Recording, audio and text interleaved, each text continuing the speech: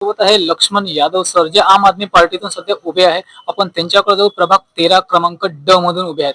Sir आपका बहुत बहुत स्वागत है हमारे चैनल पर. नमस्कार सर। आप जो अभी इलेक्शन में खड़े हैं इसके लिए आपके सबसे पहले मुद्दे क्या है? मेरा मुद्दा है कि जो सोशल मीडिया और ये जो इसमें आते हैं, जो बच्चे आजकल करप्शन और रोड में गड्ढे और ये जो मुद्दे हैं बड़े पेड़ काटे, ट्री कटिंग, जो पब्लिक जो परेशान है इन सब चीज़ों से सोशल मीडिया पे जिस प्रकार से डालते हैं कि भाई यहाँ पे इस तरीके से हुआ है, और कॉरपोरेशन उस तरीके से काम कर रही है क्या, पुलिस डिपार्टमेंट उस तरीके से काम कर रहा है क्या, इसमें हम पूरी तरीके से ध्यान देंगे। अगर कोई पब्लिक अगर डाल रही है तो हम वो मुद्दा लेके डायरेक्ट कॉर्पोरेशन पुलिस डिपार्टमेंट इनसे सवाल पूछेंगे, उन पे चढ़ेंगे कि ये चीजें जल्दी सॉर्ट आउट की जाए जिससे आम जनता को प्रॉब्लम ना हो। दूसरी जो प्राइवेट है इलेक्ट्रिक्स वालों को जो दे दिया गया है, पहले जो बिल था मीटर का कि जो 100 वॉट का जो बिल लगाते थे, लाइट सूर्या लाइट जो पहले आते थे उनकी रीडिंग्स बहुत रहती थी, तो फिर भी बिल 100 के अंदर ही आता था। आज उससे भी कम इसमें 1 वॉट 5 वॉट 10 वॉट कैसा मिल रहा है, फिर भी बिल ज्यादा आ रहा है। कुछ ना कुछ कमियां है यहाँ पर सिस्टम में। इस तरीके को जो प्राइवेट सेक्टर ने भी जो इलेक्ट्रिक विभाग में जो इन लोगों ने संबोधित कर दी है, मतलब जैसा प्राइवेट मीटर जो लग रहे हैं, इनका मतलब है कि प्राइवेट मीटर लगने के कारण पब्लिक उनसे सवाल पूछ सकती है क्या आईटीआई के माध्यम से, ये जो है आईटीआई के अंदर आता है क्या, क्योंकि प्राइवेट सेक्टर मतलब सीधा उन्होंने अगर प्राइवेट को दिए तो हमको कोर्ट ही जाना पड़ेगा उनके खिलाफ। अगर गवर्नमेंट के पास ही रहा तो हम उनसे सवाल पूछ सकते हैं आईटीआई के माध्यम से और हम कंप्लेंट डाल सकते हैं। नहीं तो प्राइवेट सेक्टर में कंप्लेंट डालने के लिए हमको कोर्ट जाना पड़ेगा। ठीक है, अभी 15 जनवरी को इलेक्शन है, उसके बाद 16 जनवरी को उसका रिजल्ट है. अगर रिजल्ट आपके फेवर में आया, अगर आप जीत गए तो आप अपने क्षेत्र में कौन कौन से परिवर्तन करने वाले हैं? सबसे पहले तो मेरा एरिया है इस्लाम में, जो इस्लाम है जैसे जो और बाकी जो नोटिफाई इस्लाम जो नहीं हुआ है उस एरिया को हम नोटिफाई इस्लाम करने की कोशिश करेंगे, और वहाँ पे पट्टे देने का वाटअप जो है इस पे हम पूरी तरीके से ध्यान दिया जाएगा हमारा कि भाई जो गरीब है इनकी झोपड़ियां ना उखाड़ा जाए। जिस तरीके से दिल्ली में जो हुआ है, हमारे कार्यालय के हमारा जो वहाँ पे वर्चस्व था दिल्ली में वो खत्म होने के बाद वहाँ पे पूरी झुग्गियां तोड़ दी गई, तो हम नागपुर में इस तरीके की घटनाएं दोबारा होना नहीं चाहते। इसलिए हम कोशिश करेंगे कि वहाँ पे जो है बेचारे जो स्लम में रह रहे बड़े मुश्किल से, जो रोज मर्रा की उनकी जिंदगी है, जो एक शब्द में बेचारे रोज कमा रहे रोज कर रहे, अगर उनका घर टूट गया तो बेचारे रोड पे आ जाएंगे। तो हमारी पूरी ये ताकत लगाना चाहेंगे कि अगर हमारी आती है, अगर हम जीतते हैं तो 100% उनको बचाने की कोशिश रहेंगी हमारी। जो फाउंटेन जो फुटारा भी जो एरिया में जो बस्ती बस्ती हुई है, वो जो कॉर्नर का पट्टा है वो वहाँ पे नोटिफाई इस्लाम नहीं है। इससे पहले भी कई लोग आए सिस्टम में, पावर में आए, बीजेपी आई, कांग्रेस आई, मगर आज तक वहाँ पे उन्होंने नोटिफाई इस्लाम नहीं किया। अगर वो पहले ही कर देते तो बल्कि वहां से दीवार सभी ने अपनी अपनी घेर ली है, तालाब वालों ने अपनी घेरी है, पंजाबरा वालों ने अपनी घेरी है, मगर जो बेचारे वहां रह रहे हैं, हाँ, उनको हटाने के लिए जो उन लोग कोशिश कर रहे हैं फाउंटेन में, कई गरीबों का उसमें मरण होने वाला है, कई लोग बेचारे किराए से रह रहे हैं, कई लोगों की परिस्थिति नहीं है घर बनाने की, वो छोटे छोटे झोपड़े में रह रहे हैं। अगर वहां से हटा दिया गया तो भी वो बेचारे जाएंगे कहाँ। अभी नागपुर में आम आदमी पार्टी की अभी परिस्थिति क्या है, मतलब आपको किस किस विरोध का सामना करना पड़ रहा है? अभी तो कैसा है कि हमारा जो मेन मुद्दा है, हमने अभी महाराष्ट्र में कदम रखे 480 के ऊपर, हम वहाँ पे लड़ रहे हैं, हम मुंबई में।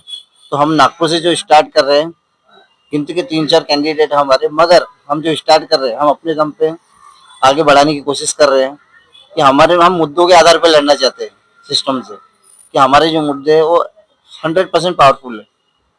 जो करप्शन है, हाँ, भ्रष्टाचार है, दूसरा चीज है स्कूल, सरकारी स्कूल टोटली बंद हो चुकी है। यही मैं पूछने वाला था कि अभी सरकारी स्कूल जो बंद हो रही है उसके बारे में आप क्या कहना चाहेंगे? इनको री ओपन करने की कोशिश करेंगे। वहाँ पे जो भी है प्राइवेट सेक्टर में नहीं, मगर जो संस्थाएं है, लगता है कि सरकार नहीं चला पा रही है तो संस्थाओं के अधीन कर दिया जाए। जीरो बजट में संस्थाएं, कई संस्थाएं है जो उनको जीरो में चला सकते हैं। सरकारी स्कूल के अगर ओपन हुआ तो उसके बाद जो गरीब घर के बच्चे हैं वहाँ पे एजुकेशन ले पाएंगे, एजुकेशन लेंगे तभी सरकार से सवाल पूछ पाएंगे, तभी सरकार में कई मुद्दे उठ पाएंगे।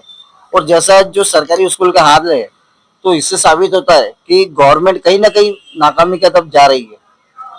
और दूसरी चीज आती है जो प्राइवेट सेक्टर है, प्राइवेट सेक्टर में 100% हर एजुकेशन वहाँ पे मिल रहा है, ऐसा नहीं कि नहीं मिल रहा है, मगर उसकी जो प्राइजेस है, जो महंगाई है, महंगाई के कारण लोग पहले परेशान है, और ऊपर से उनके बच्चों का एजुकेशन पे जो उनकी फीस लग रही है, पैसा लग रहा है, वो उससे ज्यादा महंगा पड़ रहा है लोगों पे, है कि नहीं। तो ये सब जो मुद्दे हैं, ये एकदम क्या सरकार के विरोध में है कि भाई हमको महंगाई तो आप कर रहे हो, साथ में इस पे भी तो ध्यान दीजिए। आप एजुकेशन में प्राइवेट पे कुछ ना जो कसना है, जैसा आज हमारे फुटारे में नीचे के सरकारी स्कूल है, जिसे जिसकार सर की तरफ से उनकी पूरी फंडिंग होती है, और वो उस तरीके से व्यवस्था कर रही है सरकारी स्कूल। तो सेम जो सरकारी स्कूल प्राइवेट सेक्टर चला रहा है अच्छी तरीके से परफेक्ट, कि सरकारी अच्छे जो गरीब घर के बच्चे पढ़ पा रहे हैं, तो ऐसा कई कई स्कूल है जो बंद पड़ रही है, हम उन्हें ओपन करने की कोशिश करेंगे संस्था के माध्यम से। इस इलेक्शन के बारे में आप हमारे चैनल से हम नागपुर की जनता को क्या आह्वान करने वाले इस इलेक्शन ऐसे कि आप ज्यादा से ज्यादा मत दीजिए, और हमें बीजेपी के हमें हमारे जो क्वेश्चंस है कि आम जनता तक पहुंचने चाहिए, कि कोई भी जो चीजें है ये सिस्टम से बंधी हुई नहीं रहती है, कई चीजें आम जनता के हाथ में भी रहता है। आप सवाल पूछो, कोई भी सरकार है, चाहे हमारी रहे या किसी की भी सरकार रहे, आपका हक है, आप उनसे सवाल पूछो भाई क्यों नहीं हो रहा, नहीं हो रहा है तो उसमें कंप्लेंट डालो। आप जब तक जागोगे नहीं, आप बढ़ोगे नहीं, जब तक ये चीजें यहाँ लटकी रहेंगी आपकी, ठीक है। तो ये इम्पोर्टेंट है, हमारी सरकार है तो हम ये चीजें अब कर सकते हैं आगे भविष्य में, आपके भविष्य के, आपके बच्चों के लिए। आज आप आम आदमी पार्टी को आगे लाइए। और दूसरा है जो हमारी जो पार्टी है, इलेक्ट्रिक बिल 200 यूनिट के नीचे हमने करके दिखाई हमारी पार्टी ने। दिल्ली में 200 यूनिट्स के नीचे जीरो बिल, पानी जीरो, कोई भी बिल आपको आना नहीं है। आपके एजुकेशन के लिए सरकारी स्कूल में प्राइवेट जैसी करके देंगे, इतनी ताकत है हमारे पास, ये आपने देख चुके दिल्ली में।